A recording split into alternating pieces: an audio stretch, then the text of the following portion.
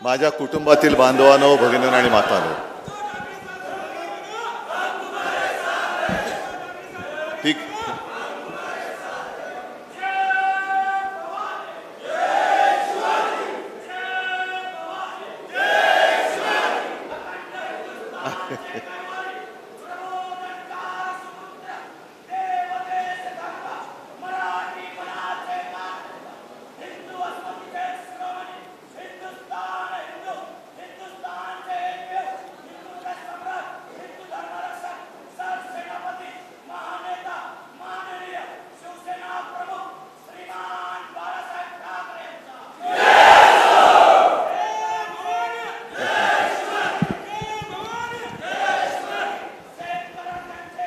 अरे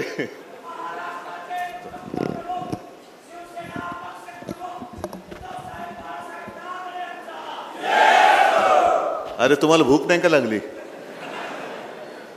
की ताण भूक हरपून आता सगळेजण भाजपाला तडीपार करण्याच्या निश्चयाने मैदानात उतरलेत. कालची सभा पाहिली का? आज माझ्यावरती टीका झाली कारण मी माझ्या भाषणाची सुरुवात, जसं आता तुम्ही माझे कुटुंबीय आहात, मी काय सुरुवात केली, कुटुंबातील माझ्या बांधवांनो, भगिनींनो, मातांनो. जाहीर सभा असते तेव्हा जे शिवसेना प्रमुखांनी एक पायंडा घालून दिलेला आहे की जमलेल्या माझ्या तमाम हिंदू बांधवांनो, भगिनींनो आणि मातांनो, आणि आता देशाला वाचवायचंय, लोकशाही वाचवायची आहे, म्हणून मी काल माझ्या भाषणाची सुरुवात केली ती जमलेल्या माझ्या तमाम देशभक्त देशप्रेमी बांधवांनो, भगिनींनो आणि मातांनो. आता हे बोलल्याबरोबर भाजपचे खुळखुळे वाजायला लागले.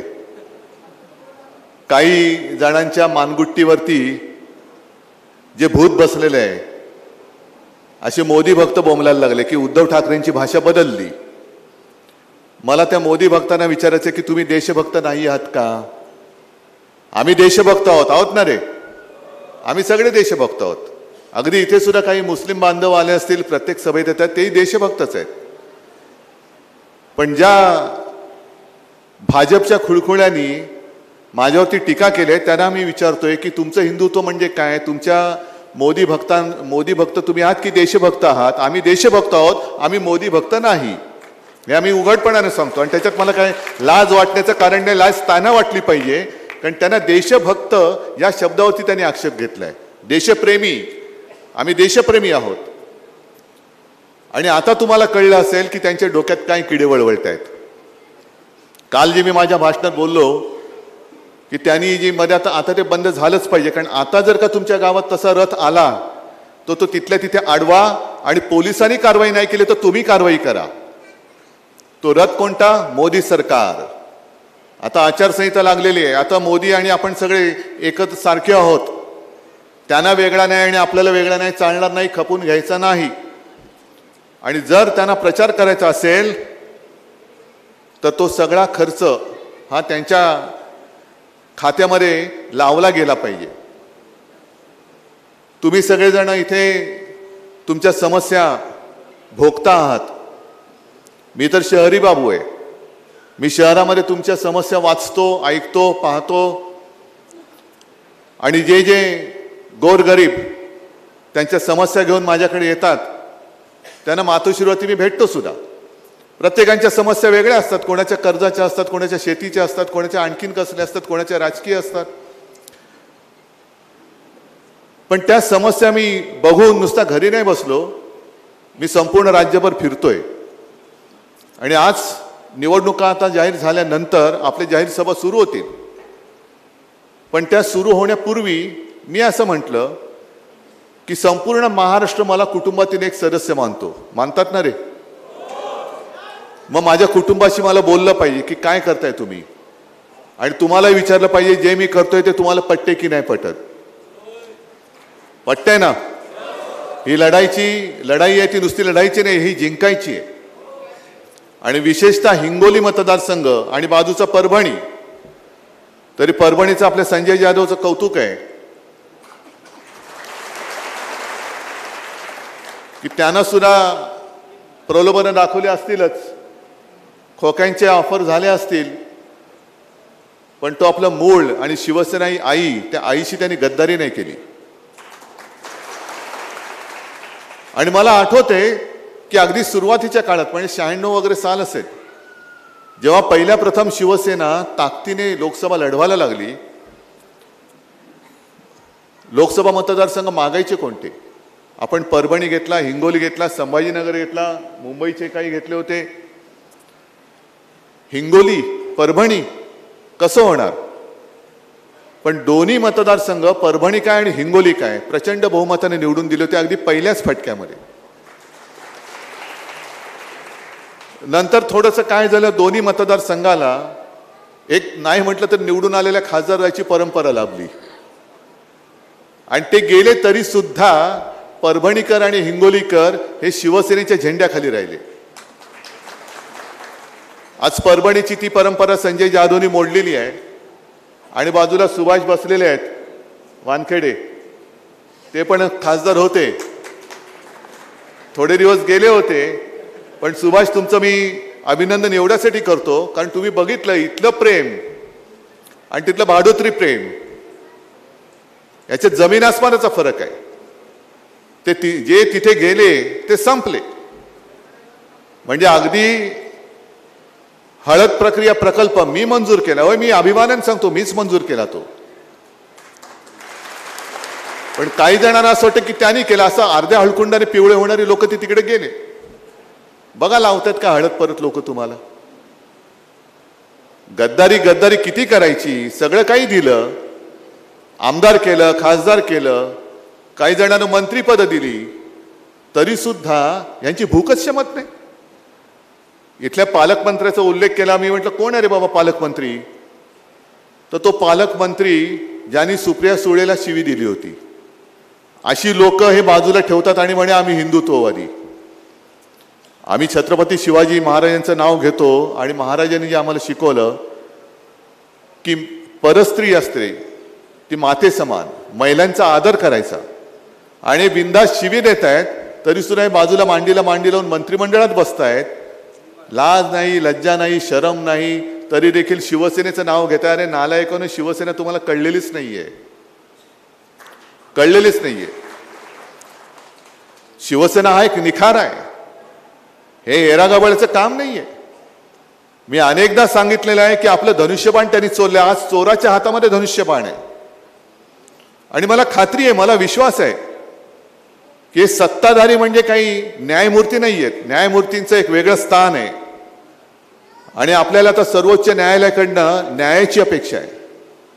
गेल्या आठवड्यामध्ये सर्वोच्च न्यायालयाने राष्ट्रवादीच्या बाबतीमध्ये जो एक निर्णय दिलाय की तुम्ही जर वेगळ्या झालायत, अरे जो माणूस शरद पवारांसारखा माणूस आज आहे, पूर्ण राज्य पिंजून काढतोय, त्यांनी स्थापन केलेला पक्ष, त्याच्या पक्षाचं नाव चोरता आणि त्याचा फोटोही चोरता.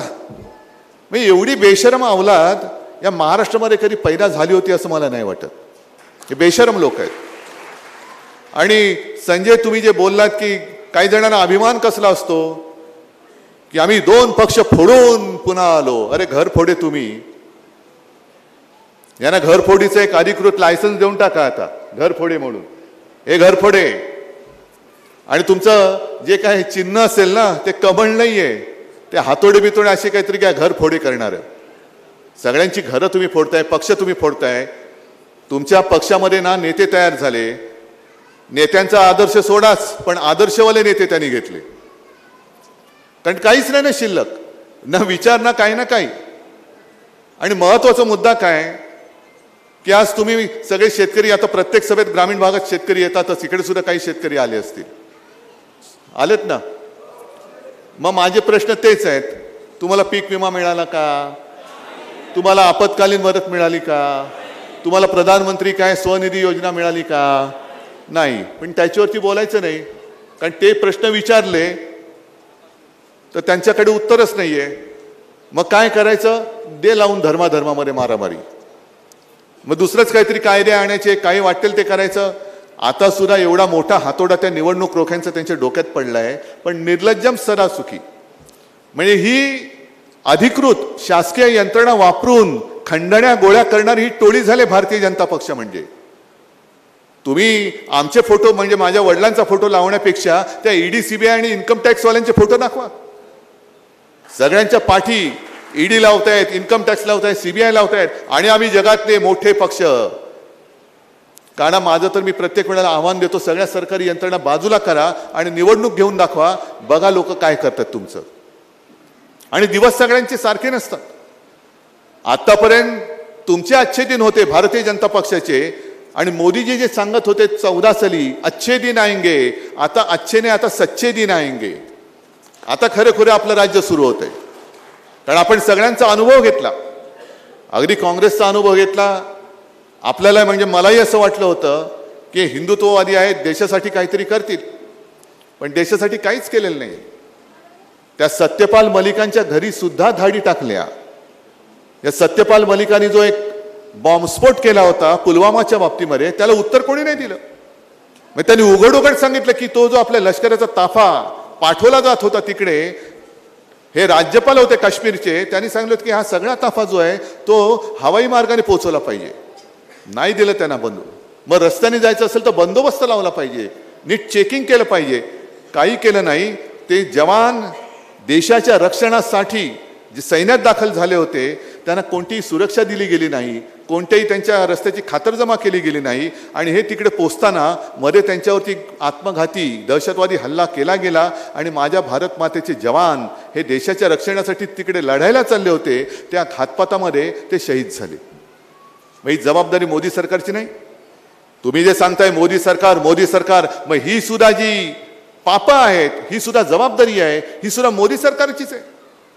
आणि सगळ्यात संतापजनक बाब जे सत्यपाल मलिक म्हणाले की हे जेव्हा त्यांना कळलं तेव्हा त्यांनी मोदीजींना फोन केला. तो मोदीजी होते जंगलात, जिम कॉर्बेट तिकडे उत्तराखंडच्या कुठल्या तरी जंगलात. त्यांनी सांगितलं की आप शांत रहो, कुछ बोलो मत. मग त्याची का नाही चौकशी करत? आमच्या साध्या साध्या कार्यकर्त्यांच्या मागे तुम्ही SIT लावता, हे लावता, ते लावता. मग सत्यपाल मलिक जे बोलले त्याच्या मागे चौकशी का नाही लावत तुम्ही? मलिकांच्या घरी तुम्ही पाठवताय, पण ते जे बोलले की यांनी माझ्या देशाच्या जवानांचा घात केलाय, तरी सुद्धा आम्ही विसरून जायचं आणि मग उगाच काही ते धर्मावरून मारामाऱ्या करत बसायचं. निवडणूक रोख्यावरनं देश लुटायचा, महाराष्ट्र लुटायचा. शेतकरी तुमचं उत्पन्न आम्ही दुप्पट करणार होतो, झालं दुप्पट. आणि तुमचं उत्पन्न खर्च किती झाला? बियाणं मिळत आहेत तुम्हाला, बोगस बियाणं मिळत आहेत ना, त्याचा खर्च किती आहे? शेतीमालाला हमी भाव मिळत नाहीये, चांगलं बियाणं मिळत नाहीये, खतांच्या किमती वाढल्या, म्हणजे उत्पन्नाचा खर्च वाढलाय, तो दुप्पट तिप्पट झाला. पण म्हणजे लागवडीचा खर्च वाढला, पण उत्पन्न जे व्हायला पाहिजे होतं ते नाही वाढत आहे. ह्या सगळ्या ज्या गोष्टी आहेत, एक बरं आहे की आता थोडीशी निवडणूक आपल्याला एक अवधी मिळालेला आहे, थोडा अवधी आहे. मी कुटुंबाशी बोलताना तुम्हाला सगळ्यांना सांगतोय की जिंकणार तर आपण नक्कीच. कारण काल मी जो एक नारा दिला आहे की अबकी बार भाजपा तडीपार, हा नारा गावागावात घुमला पाहिजे. जसं 50 खोकेचा नारा घुमला त्याच्याबरोबर हा नारा घुमला पाहिजे. नुसतं जाऊन प्रचार करणं, मी प्रचार सभेला पुन्हा येणारच आहे, पण तुम्ही सगळे जे कुटुंबीय आहात त्यांनी या मोदी सरकारच्या ज्या काही थापा आहेत गेल्या 10 वर्षातल्या, ह्या गाव वाड्या वस्त्या पाड्यांमध्ये जा, बांधावरती जा आणि तिथल्या महिलांना समजून सांगा की बघा कसं फसवलं जातंय. शेतकऱ्याला सांगा बसा कसं आपण फसवलं गेले. सगळ्या युवकांना सांगा कसे तुम्ही फसवले गेलायत. आणि यांचा एकदा हा खोटेपणाचा बुरका फाडला. मला नाही वाटत मोदीजी काल म्हणालेत की विरोधक 2029 मध्ये अडकलेत, म्हणजे त्यांना 24 ते जिंकले असंच वाटतंय, पण 2029 मध्ये विरोधक अडकलेत. आम्ही 2047 साली पण येणार आहोत. मोदीजी तुमच्या खोटेपणाचा बुरका फाटलेला आहे. तुम्ही 2047 तर सोडाच, 5047 पर्यंत भाजपा पुणे या देशात सत्तेवरती नाही येणार. एवढे 100, 200, 300, 500 वर्ष यापुढे या देशात भाजप नावाची जी कीड लागलेली आहे ती आपल्या देशात आणि खास करून या महाराष्ट्रामध्ये पुन्हा वळवळणार नाही. आणि ती जबाबदारी मी तुमच्यावर टाकतो आहे. हा मतदारसंघ शिवसेनेचा बालेकिल्ला आहेच, कोणत्याही परिस्थितीत तो आम्ही जिंकणारच. पण केवळ बालेकिल्ला आहे म्हणून आम्ही काही नाही केलं तरी जिंकणार या भ्रमात न राहता या वेळेला जो उमेदवार आम्ही देऊ, शिवसेना देईल, तो उमेदवार समोर कोणी उभा राहिला, गद्दार तर राहिलाच पाहिजे. माझ्या मते गद्दाराने राहावंच उभं. त्याच्या चारी मुंड्या चित अगदी डिपॉझिट जप्त करून शिवसेनेचा आणि महाविकास आघाडीचा आपला खासदार निवडून आल्याशिवाय राहणार नाही ही खात्री मला वाटते. उन्हाचं एवढं तुम्ही थांबलात, गरमीसुद्धा खूप होते, त्याच्यामुळे जास्त काही मी तुम्हाला ताटकळून ठेवत नाही. पण तुम्ही सगळेजण माझ्या बरोबरीने देशाच्या लढाईसाठी मैदानात उतरलाय, त्याच्याबद्दल तुम्हाला खास धन्यवाद देतो. सगळ्यांना शुभेच्छा देतो. जय हिंद, जय महाराष्ट्र.